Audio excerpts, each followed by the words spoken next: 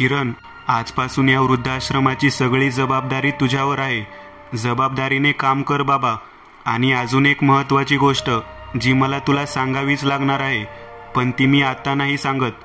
रात्री जेवायला माझ्या घरी ये, तेव्हा निवांत सांगेन. माधवराव किरणला म्हणाले, नक्की सर, पण तुमचे उपकार मानावे तेवढे थोडे आहेत.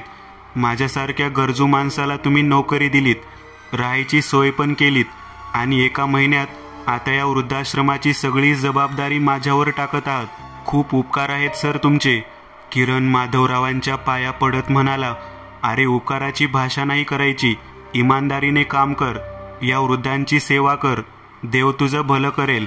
माधवराव गाडीचा दरवाजा उघडत म्हणाले, पण लक्षात ठेव, आज आपण भेटतोय रात्री माझ्या बंगल्यावर. जी गोष्ट मला तुला सांगायची आहे ती खूप महत्त्वाची आहे. ती तुला लवकरात लवकर कळावी हे जास्त गरजेचं आहे. पण आता ही जागा आणि वेळ योग्य नाही आणि पुरेशी पण नाहीये. तर आज रात्री 8 वाजता माझ्या बंगल्यावर ये. माधवराव जरा चिंतेत दिसत होते. इतर वेळी खूप हसून खेळून राहणारा माणूस आज खूप चिंतेत आणि थोडासा विचित्र वाटत होता. माधवराव यांनी हा वृद्धाश्रम सुरू केला होता स्वतःच्या वडिलांच्या स्मरणार्थ. इतके दिवस तेच सगळा कारभार पाहत होते. किरणला इथं येऊन जेमतेम 1 महिना झाला होता. तो वृद्धाश्रमात तसा नवीन होता. रोजचे हिशोब बघणे आणि आश्रमातील वृद्धांना काय हवं नको ते पाहणे हे त्याचं काम होतं. पण 1च महिन्यात आता तो या वृद्धाश्रमाचा व्यवस्थापक झाला होता. तो दिवसाची सगळी कामं उरकून बसलाच होता. आता अर्ध्या तासाने निघावं माधवरावांकडे जायला या विचारात तो असताना अचानक वृद्धाश्रमाच्या फोनची रिंग वाजली. त्याने फोन उचलला. समोर माधवरावांची बायको होती. ती रडत होती. किरण, अरे माधवराव आपल्याला सोडून गेले. ती म्हणाली, काय काय बोलताय तुम्ही सावित्रीबाई? तू लगेच हॉस्पिटलला ये. किरणच्या पायाखालची जमीन सरकली होती. तो त्वरित तालुक्याच्या एकमेव असलेल्या हॉस्पिटलला पोहोचला. आज सकाळीच तर भेटलो होतो, असं काय झालं? किरण डोळ्यातलं पाणी पुसत सावित्रीबाईंना म्हणाला, अरे घरी येत असताना त्यांचा अपघात झाला. त्यांना हॉस्पिटलला आणले तेव्हा तुझंच नाव घेत होते. काहीतरी सांगायचं राहिले असं म्हणत होते. त्यातच त्यांनी प्राण सोडला. सावित्रीबाई म्हणाल्या, खरंच माधवराव सोडून गेलात आम्हाला. पोरके झालो आम्ही. किरण रडू लागला. त्यांचं क्रियाकर्म उरकून रात्री 2ला तो वृद्धाश्रमाच्या आवारातील त्यांच्या खोलीत परतला. खूप दुःखी होता तो आज. नक्की माधवराव काय सांगणार होते या विचारात त्याला झोप लागली. सकाळी उठून तो परत कामाला लागला. आज वृद्धाश्रमाची पाहणी करण्यात त्याचा दिवस गेला. वृद्धाश्रमात काही डागडुजी होती. साहेब, ती कोपऱ्यात एक बंद खोली आहे, तिचं पण काम करायचं आहे का? काम करणाऱ्या कंत्राटदाराने किरणला विचारलं. महादेव काका, जरा इकडे या. किरणने महादेव काकांना आवाज दिला. ते इथं बरीच वर्ष होते, ते सांगतील. बोल किरण. महादेव काका आले. अहो, ती बाहेरच्या बाजूला असलेली कोपऱ्यातली बंद खोली, तिचं पण काम करायचं का? खूप वाईट दिसते ती खोली. बिल्डिंगचा सगळा शो जातो त्या खोलीमुळे. किरण म्हणाला, हो चालेल, करून टाकू. तशीही ती खोली मी कायम बंदच बघितलीये. आता काही अडगळीचं सामान आहे असं माधवराव सांगायचे. किल्ली नाहीये त्या खोलीची, कुलूप तोडावं लागेल. ठीक आहे, करून घ्या त्या खोलीचं काम. किरण त्या कंत्राटदाराला म्हणाला.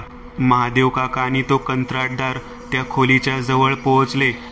तशी खूप मोठी खोली होती ती, पण खूप दिवस बंद होती. कंत्राटदाराने मजुराला कुलूप तोडायला सांगितलं.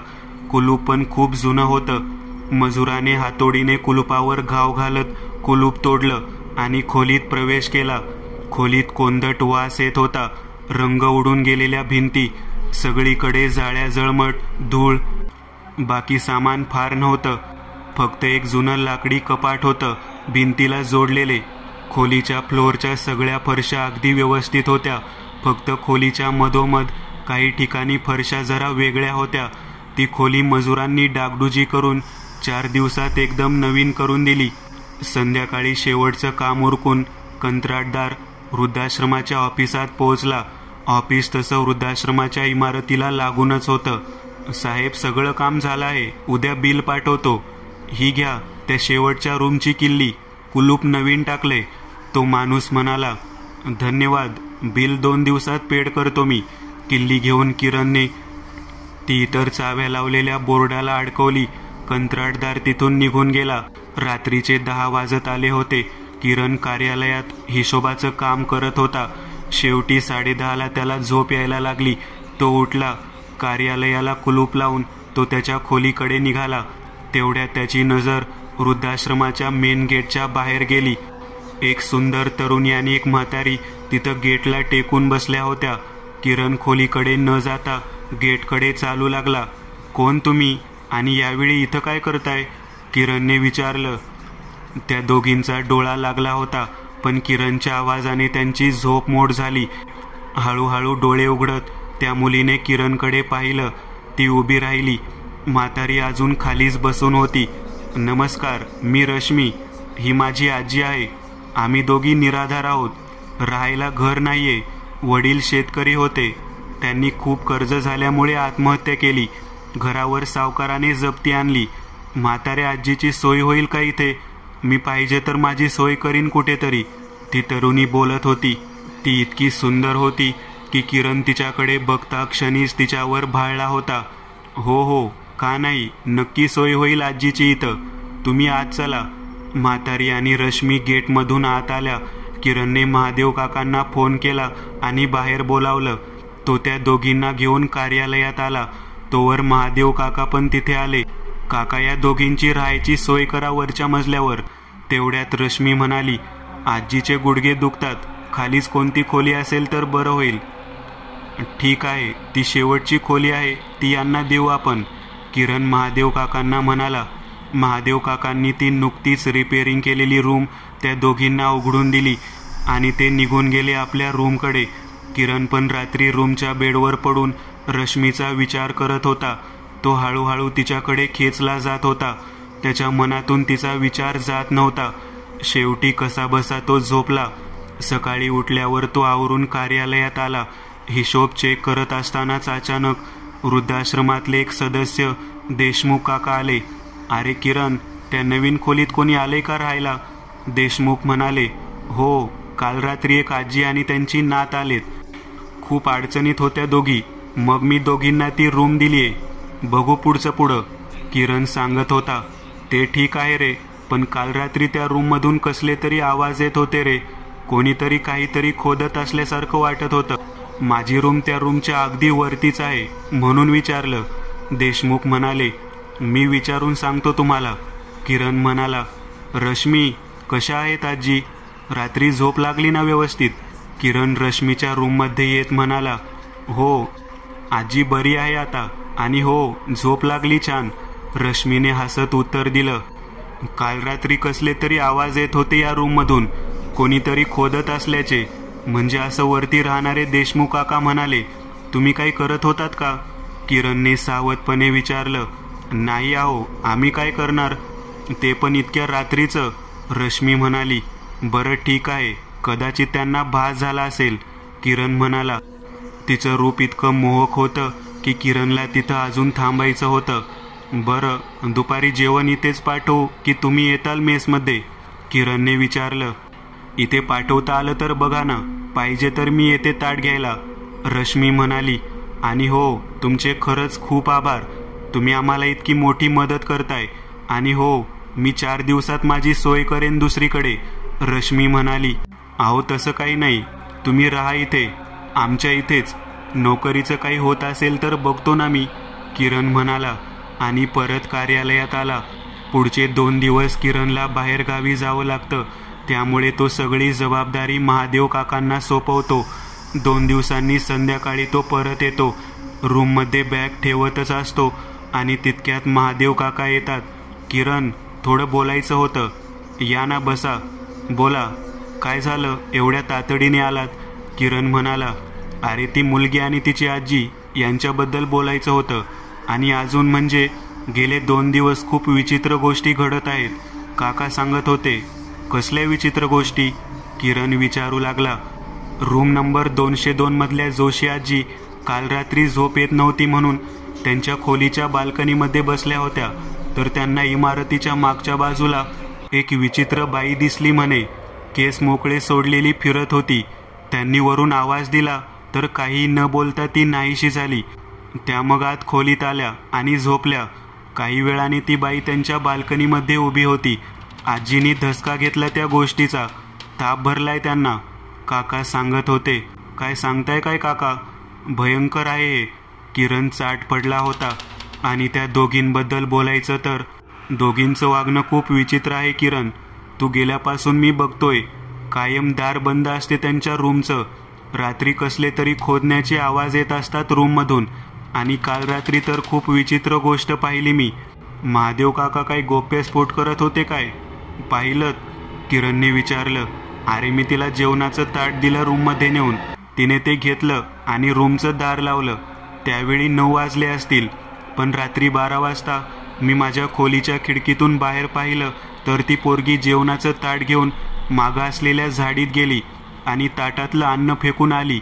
महादेव काका सांगत होते. कसं शक्य आहे? किरण मान्य करायला तयार नव्हता. मला माहिती होतं तुझा विश्वास नाही बसणार. मी तिथं बघून आलो.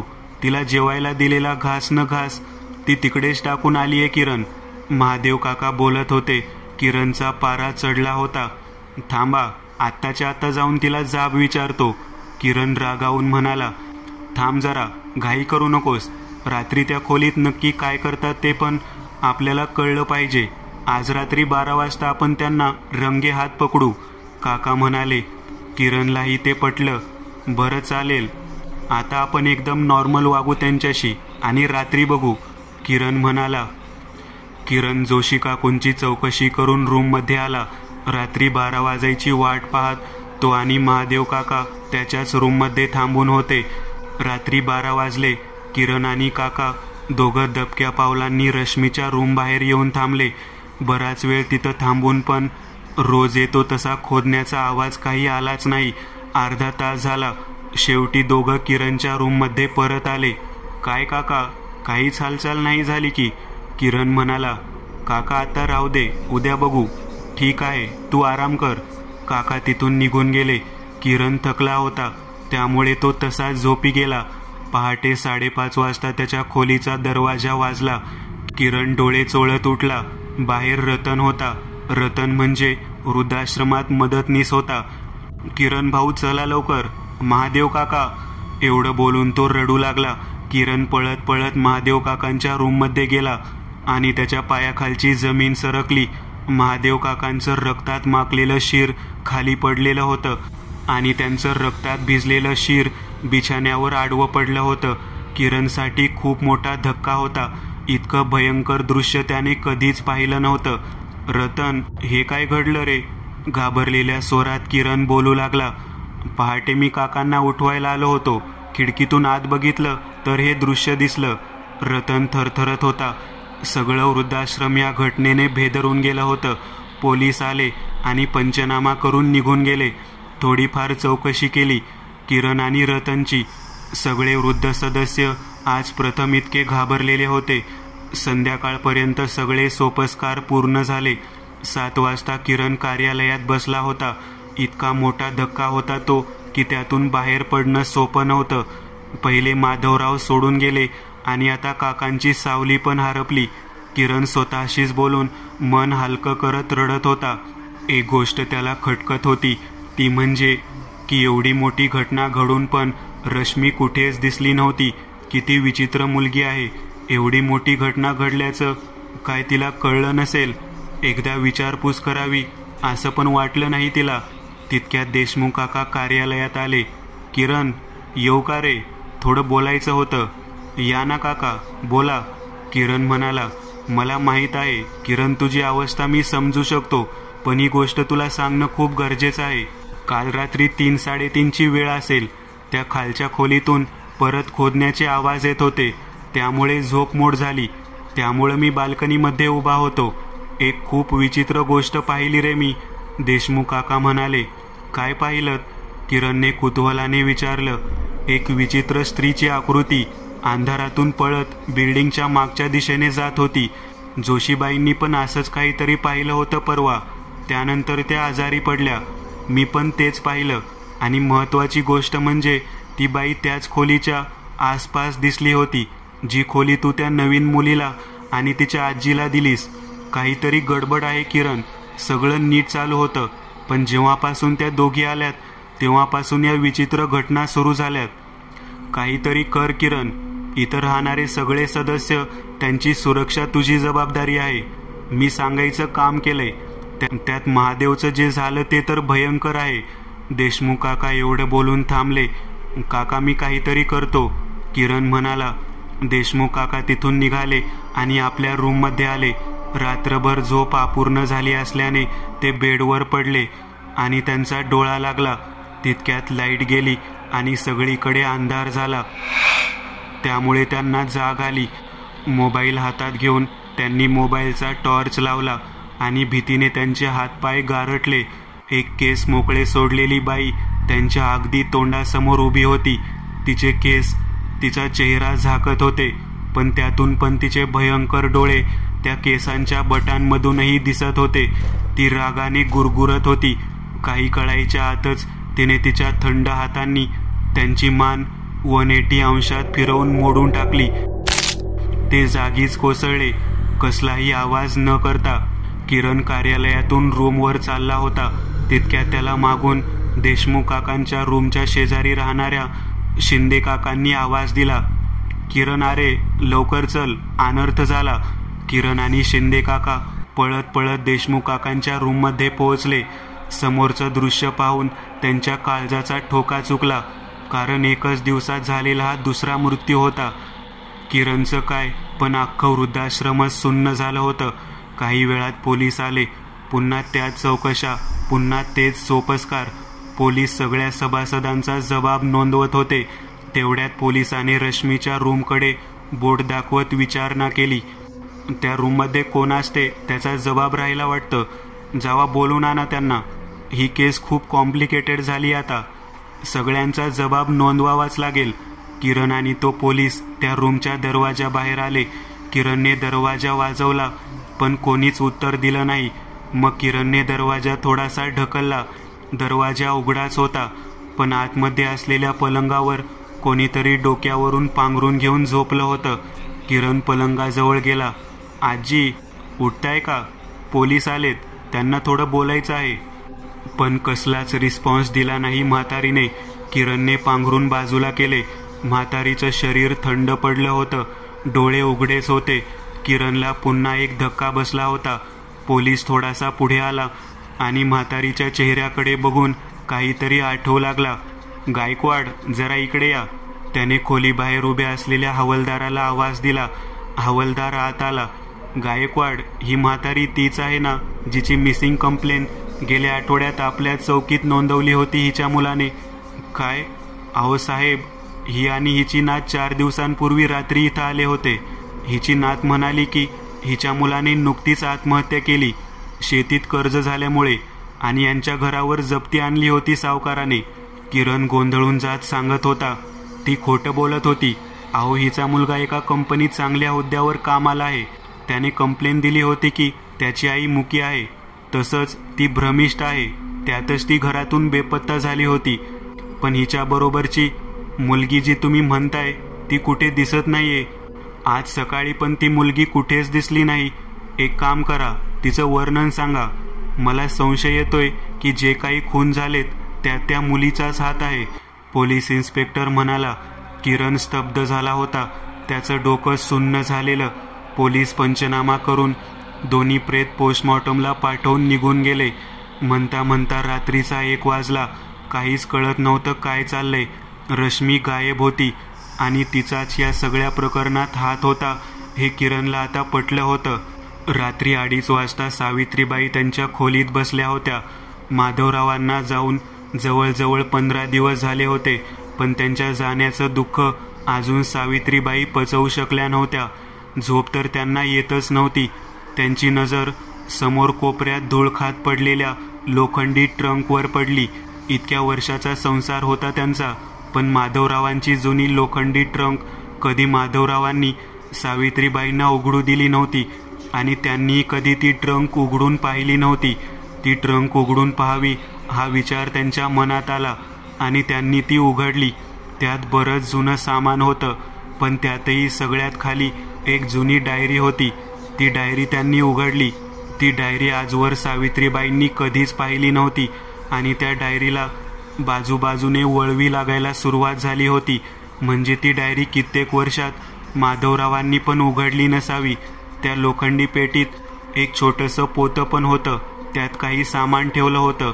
सावित्रीबाईंनी ते पोतं उघडलं आणि उघडताच त्या झटकन मागे झाल्या, कारण त्या पोत्यात एक मानवी हाडाचा तुकडा होता आणि त्याचबरोबर एक काळ्या विद्येची विधी लिहिलेलं एक जाड पुस्तक पण होतं. सावित्रीबाईंसाठी हा खूप मोठा धक्का होता. माधवराव या असल्या गोष्टी त्यांच्या पेटीत का ठेवत असतील या विचाराने त्या गोंधळून गेल्या. त्याने ते सामान होतं तसं त्या पेटीत ठेवून दिलं आणि फक्त ती डायरी घेऊन त्या वाचू लागल्या. डायरी उघडली. त्यात फक्त 4-5 पानांवर लिखाण केलेलं होतं. बाकी सगळी डायरी रिकामीच होती. तारीख 25/5/1966. कालचा दिवस खूप विचित्र होता. वृद्धाश्रमाची पहिली खोली बांधून पूर्ण झाली. मी रात्री तिथंच थांबायचं ठरवलं आणि खोलीतच जमिनीवर चादर पांघरून झोपणार होतो तर एक विचित्र गोष्ट घडली. जमिनीच्या खालून कसले तरी ठोकण्याचे आवाज ऐकू येत होते. जणू कोणीतरी खालून वर येण्यासाठी धडपड करत असावं. रात्रभर झोप नाही लागली. जरा कुठं डोळ्याला डोळा लागला की असं वाटायचं कोणीतरी जमिनी खालून टकटक वाजवायला सुरुवात करत. मी जमिनीला कान लावून नीट ऐकलं तर एका स्त्रीचा आवाज येऊ लागला. ती म्हणतीये, मला बाहेर येऊ दे, मला बाहेर येऊ दे. 25/5/1966. आज पण तीच गोष्ट घडली. काल रात्री तिथे बांधकाम करणारे 2 मजूर झोपले. रात्री त्यांना पण तेच भास होत होते. ते रात्रीच पळून गेले. 27/5/1966. आज मी माझे गुरु शिवानंद गुरुजींकडे गेलो. मी त्यांना घडणाऱ्या घटना सांगितल्या. ते संध्याकाळी माझ्याबरोबर आज वृद्धाश्रमाच्या साईटवर आले. त्या खोलीत प्रवेश करता क्षणीच त्यांनी मला सांगितलं, माधव, ही जागा बरोबर नाहीये. या जागेत, विशेषतः या खोलीत काहीतरी भीषण प्रकार घडलेला आहे. शेकडो वर्षांपूर्वी. गुरुजींचं बोलणं ऐकून मी घाबरलोच. हा प्रकार साधा नाहीये. आपल्याला खोलीचा मध्यवर्ती भाग खोदावा लागेल, पण ते करतानाच एक विधी करावा लागेल, पिशाचनाशिनी. गुरुजी सांगत होते. 28/5/66. आज खोली दिवसभर बंद होती, पण आज ते आवाज बाहेरपर्यंत ऐकू येत होते. त्यातच आज गुरुजींकडून निरोप आला की 6 जूनला ग्रहण कालावधीत तो विधी करायचं ठरलंय. त्यांनी सामानाची यादी पाठवली आहे शिष्यामार्फत. तसेच मला त्यांनी सांगितलंय की या गोष्टीची कुठेच वाच्यता होता कामा नये. 29/5/66. मी आज तालुक्यातील कचेरीत गेलो होतो. तिथून मला एक विचित्र गोष्ट समजली. ही जी जागा आहे तिचा इतिहास काही चांगला नाहीये. ती जागा एका इनामदार नावाच्या कुटुंबाची होती. तिथं त्यांचा जुना वाडा होता. पण का कुणास ठाऊक अख्खा इनामदार कुटुंब काही वर्षात नाश पावलं आणि मग हळूहळू काळाच्या ओघात तो वाडाही नेस्तोनाबूत झाला. पण ही जमीन माझे एक उद्योगपती डोनर साळगावकर यांनी बक्षीसपत्र रूपात दिली होती. आता साळगावकर पण गेले, त्यामुळे या गोष्टी मला समजणं अशक्य होतं. 30/5/66. जसजसा तो दिवस जवळ येत आहे तसतसे ते आवाज वाढत चालले आहेत. मला पण तिथं जायची भीती वाटते. मी आता तिथं डायरेक्ट 6 तारखेला संध्याकाळी जाणार आहे. 7/6/66. कालची रात्र म्हणजे मृत्यूशी सामना झालेली रात्र होती. मी आज जिवंत आहे ही खरंच गुरुजींची कृपा आहे. काल संध्याकाळी 8ला आम्ही 4 जण तिथे पोहोचलो. मी, गुरुजी आणि त्यांचे 2 शिष्य. 9 वाजता ग्रहण सुरू झालं. आम्ही खोलीच्या मध्यावर गोल रिंगण करून खोदायला सुरुवात केली. गुरुजी आणि मी त्या रिंगणाच्या बाजूला यज्ञकुंडाच्या बाजूला बसलो होतो. गुरुजींच्या बाजूला एका मोठं जाड असं पुस्तक उघडं होतं. ते त्यातून बघून काही मंत्र म्हणत होते आणि त्याचवेळी त्यांचे 2 शिष्य लोखंडी पहारीने त्या रिंगणाच्या मधोमध खणत होते. जवळपास 4 फूट खोदल्यावर एक विचित्र घटना घडली. त्यांच्या शिष्याने पहारीचा एक घाव घातला आणि जमिनीतून एका बाईची वेदनादायी किंकाळी ऐकू आली. रक्ताची एक चिळकांडी बाहेर उडाली. गुरुजींनी त्या दोघांना थांबायचा इशारा केला. ते दोघं त्या खड्ड्यातून बाहेर आले. पण तिथं हळूहळू रक्ताचं कारंजच पाण्यासारखं वर उडू लागलं होतं. ती किंकाळी आता हळूहळू वाढू लागली. आम्ही ते सगळं बघत होतो. मातीचा ढीग हळूहळू बाजूला करत कोणीतरी त्या खड्ड्यातून बाहेर येत होतं. जणू कल्पना करवत नाही, एक स्त्री सदृश शरीर मातीच्या ढिगातून वर येत होतं. रक्तात माखलेली ती दिसत होती. 70-80 वयाची असावी. वेदनेने किंचाळत ती त्या खड्ड्यातून वर आली. पण ती एकटी नव्हती. तिच्यानंतर अजून एक तिच्यापेक्षा थोडी तरुण एक तरुणी मातीचा ढीग बाजूला सारत वर आली. ती जखमी नव्हती. ती एकटक शून्यात नजर ठेवून होती. म्हातारी स्त्री किंचाळत होती. पहारीचा घाव तिच्या छातीत झाला होता. तिथून रक्त पाण्यासारखं वाहत होतं. गुरुजी मंत्र म्हणत होते. तितक्यात ती तरुणी भानावर आली आणि त्या मंत्राच्या सामर्थ्याने त्या खोलीतून बघता बघता हवेत विरून गेली. पण ती जखमी म्हातारी मात्र होती तिथेच उभी होती. ती हळूहळू आमच्या दिशेने किंचाळत चालत येऊ लागली. माझी दातखिळी बसली भीतीने. गुरुजींनी कसली तरी उदी तिच्या अंगावर फेकली. ती जागीच स्तब्ध होऊन पडली. त्या मातीच्या ढिगावर आता हळूहळू गुरुजी जागचे उठले. त्यांनी काशीवरून आणलेले शुद्ध गंगाजल तिच्या त्या जखमी देहावर शिंपडले. तिचं स्तब्ध झालेलं ते शरीर एक झटका दिल्यासारखं क्षणभर थरथरलं आणि ती पुन्हा त्या खड्ड्यात खेचली गेली. क्षणाचाही विलंब न करता दोन्ही शिष्यांनी तो खड्डा बुजवला. पहाटेपर्यंत त्या खड्ड्यातून विवळण्याचे आवाज येत राहिले. ग्रहणकाल संपला. सकाळी 7ला. आम्ही तोवर तिथेच थांबून होतो. सकाळी मजूर आले 9ला आणि त्यांनी त्या खड्ड्यावर सिमेंट आणि फरशा बसवून तो खड्डा पूर्ण बुजवला. पण त्यानंतर गुरुजींनी मला एकांतात नेऊन जे सांगितलं ते विचित्र आणि त्याहीपेक्षा भयंकर होतं. माधव, त्या दोघी जखींनी ते शेकडो वर्ष कैद होत्या. त्यातली एक तर मुक्त झाली, पण दुसरी जखमी झाली होती. ग्रहणकाळ असल्यामुळे तिच्या अंगावर जखम झाली. ग्रहणकाळात त्या शक्ती जेवढ्या ताकदवान असतात तेवढ्याच त्या नाजूक पण असतात. त्याचवेळी पहारीने तिच्या छातीत घाव झाला आणि त्यामुळे ती मुक्त नाही होऊ शकली. ती अजूनही तिथेच कैद आहे. पण जी मुक्त झाली आहे ती हिला सोडवण्याचा प्रयत्न करत असेल, करत राहील. ती जर या खोलीत शिरली तर ती तिला मुक्त करेल आणि मग इथं असणाऱ्या सगळ्यांचे जीव धोक्यात येतील. ती खोली कधीच उघडू नकोस. ती कायम बंद ठेव. त्यांनी मला एक कागदात गुंडाळून काहीतरी दिलं आणि एक पुस्तक पण दिलं. या कागदात एक दात आहे त्या जखिनीचा. जेव्हा कधी अवघड परिस्थिती येईल तेव्हा हा दाताचा तुकडा आणि मी सांगतो तो या पुस्तकातील मंत्र आणि विधी कर. पण काही झालं तरी हा दात तिच्या हाती पडता कामा नये. 6/6/1967. आज त्या भयंकर ग्रहणाला 1 वर्ष झालं आणि आजच संध्याकाळी मी वृद्धाश्रमाचं राहिलेलं बांधकामाची पाहणी करायला आलो होतो. मी निघता निघता अंधार पडत होता. समोर गेटवर ती उभी होती. हो, तीच तरुण सुंदरी जी मुक्त झाली होती. ती त्या खोलीकडे पाहत होती. ती आत येता कामा नये, नाहीतर अनर्थ होईल. मी तिच्याकडे दुर्लक्ष केलं. थोड्या वेळाने ती नाहीशी झाली होती. 8/6/1967. आज पण ती दिसली होती, पण परत नाहीशी झाली. मला वाटतं ही डायरी लिहिणं आता बंद करावं, कारण तो प्रसंगाची वाच्यता जोवर मी स्वतःशी करत राहीन तोवर मी विसरू शकणार नाही. वेळ आल्यावर मी योग्य व्यक्तीलाच हे गुपित सांगीन. डायरीत अजून काहीच नव्हतं. योग्य व्यक्ती म्हणजे किरण हे सावित्रीबाईंना समजलं होतं आणि माधवरावांना हेच किरणला सांगायचं होतं. पण त्याआधीच ते वारले होते. ही गोष्ट किरणला कळणं आवश्यक होतं.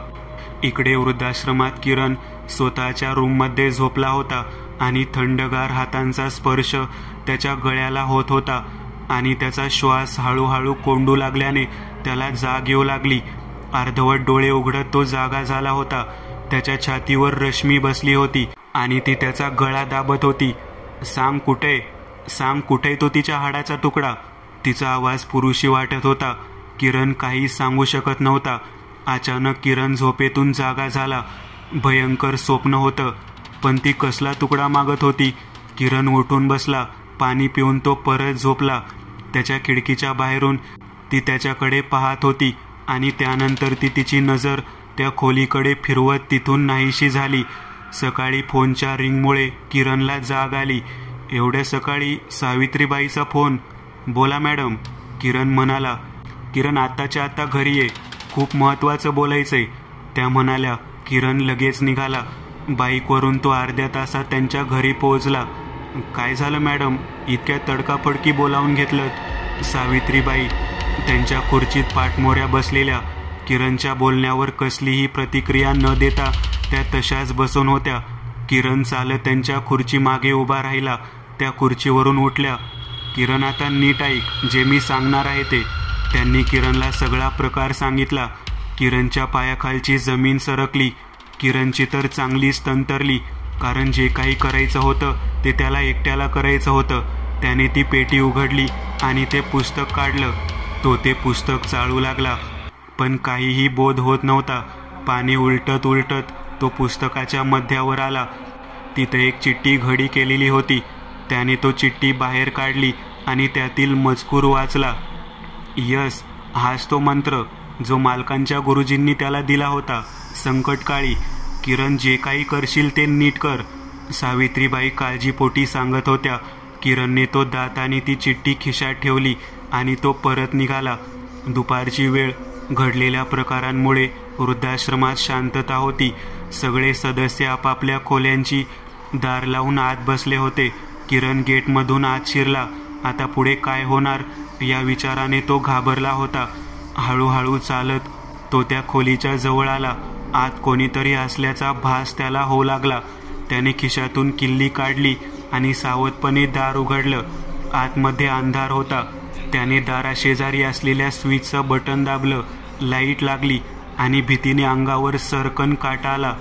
त्याच्या अंगावर खोलीच्या मधोमध रश्मी जमिनीला कान लावून बसली होती. काहीतरी तोंडातल्या तोंडात पुटपुटत होती. अचानक झालेल्या प्रकाशामुळं ती थोडीशी बिचकली आणि तिने किरणकडे पाहिले. आणलास का तिचा दात? रश्मी खूप भयंकर हावभाव चेहऱ्यावर आणत म्हणाली. कित्येक वर्ष मी वाट पाहतीये तिला मुक्त करायची, पण हे दार उघडलं आणि मला आत यायची संधी मिळाली. किती काय काय करावं लागलं मला इथं शिरायला, किती जीव घ्यावे लागलेत. तुझ्या माधवरावांचा अपघात माझ्यामुळेच झाला. महादेवचं शिर मीच धडावेगळं केलं, कारण त्यांनी मला रात्री त्या म्हातारीचा गळा दाबताना बघितलं होतं. तो देशमुख, त्याला पण माझा संशय आला होता, म्हणून त्याचा पण जीव घेतला. मीच होते. मी आणि माझी आई, आम्ही दोघी कित्येक वर्ष कैद होतो इथं. त्या इनामदाराचा पण वंशनाश केला आम्ही. मी तर मुक्त झाले, पण माझी आई इथेच अडकली. आज तो दिवस आलाय. तिचा दात दे मला, दे तिचा दात. त्या चिठ्ठीत स्पष्टपणे लिहिलं होतं. काहीही करून तो दात तिच्या हाती पडता कामा नये, नाहीतर त्या दोघी मृत्यूचा तांडव करतील. त्या रक्तपिपासू पिशाचेनी कोणालाच सोडणार नाहीत. तो दात नष्ट करायची एकच पद्धत आहे, ती म्हणजे त्या खोदलेल्या भागातील माती, जिच्या त्या जखमी पिशाचेनीच्या रक्ताचा अंश असेल, ती माती या दातावर टाकून त्या दातावर जोरदार आघात करूनच त्या दाताचा नाश करता येईल. आणि तो दात नष्ट झाला तरच ती पिशाचेनी पण इथून मुक्त होईल. किरण हिम्मत करत खिशात हात घालून तो दात आणि मंत्र असलेली ती चिठ्ठी काढू लागला. त्याने खिशातून तो दात बाहेर काढला. रश्मी आनंदाने खिदळू लागली, आक्रोशाने किंचाळू लागली. ती ताडकन उभी राहिली. तिच्या अंगात काय संचारलं कोण जाणे. ती कानात वारं शिरावं तशी ती त्या खोलीच्या भिंतीवर आणि छतावर उलटी पळू लागली आणि पुन्हा किरणच्या समोर उभी राहिली. किरणने चिठ्ठीत लिहिलेला मजकूर आधीच वाचून ठेवला होता. काहीही करून तो दात तिच्या हाती लागू द्यायचा नव्हता. त्याने तो चिठ्ठीत लिहिलेला मंत्र मोठ्यांदा उच्चारला आणि क्षणभरात रश्मी मागे सरकली. तिचा चेहरा भेदरल्यासारखा झाला. हळूहळू तो मंत्र सारखा सारखा उच्चारू लागला. ती त्या मंत्राच्या उच्चाराने भेदरून गेली आणि त्याच्यापासून लांब लांब होत गेली. तो मंत्र म्हणत म्हणत खोलीच्या मध्यावर आला. रश्मीने खोलीच्या मध्यभागी काही भाग उकरला होता. किरणने तो दात खोलीच्या मधोमध ठेवला आणि रश्मीने उकरलेल्या भागातून थोडी माती त्या दातावर टाकली. बाजूलाच असलेल्या फरशीने त्याने त्या दातावर एक जोरात आघात केला. त्या दाताचा क्षणभरात चुरा झाला आणि त्याच क्षणी जमिनीखालून भूकंप व्हावा तसा खोलीचा मधला भाग हादरला आणि खोलीत धूरच धूर झाला. क्षणभर काहीच दिसत नव्हतं. फक्त किंकाळण्याचे आवाज, विवळण्याचे आवाज येत होते. हळूहळू धूर नाहीसा झाला. सगळं वातावरण सामान्य झालं. खोलीत आता कोणी नव्हतं. किरण एकटाच होता. किरण घामाने ओलाचिंब होऊन खोलीतून बाहेर आला. काही वेळाने त्याने रतनला सांगून काही मजूर बोलावून घेतले आणि त्या खोलीचा खणलेला उकरलेला भाग व्यवस्थित करून घेतला आणि त्या खोलीला कायमचं टाळं लावलं. मग नंतर तिथे कधीच कसलाच अनुचित प्रकार घडला नाही.